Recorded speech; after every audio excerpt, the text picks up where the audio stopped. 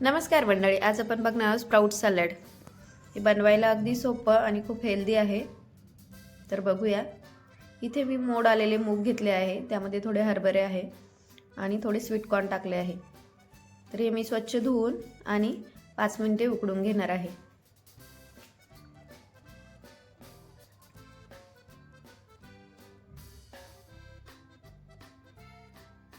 तर हे धुवून घेतले, याला पाणी घालून थोडं मीठ टाकायचं आणि 5 मिनिटे थोडे हलके नरम होईपर्यंत उकडून घ्यायचे। नंतर यातलं पाणी काढलं, यामध्ये एक बारीक कापलेला कांदा, एक बारीक कापलेला टोमॅटो, एक काकडी, एक बारीक कापलेलं गाजर आणि खोबऱ्याचे काप, ओल्या खोबऱ्याचे काप आहे। हे ऑप्शनल आहे, नाही घातले तरी चालेल। त्यानंतर चवीनुसार मीठ, एक छोटा चमचा काळी मिरी पावडर, चाट मसाला, ऑरिगॅनो आणि एक छोटा चमचा चिली फ्लेक्स। तर हे छान मिक्स करू।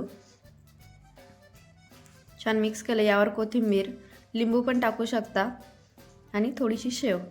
अगदी छान लागतं आणि खूप हेल्दी आहे। नक्की करून बघा आणि व्हिडिओ आवडला असेल तर व्हिडिओला एक लाईक नक्की करा।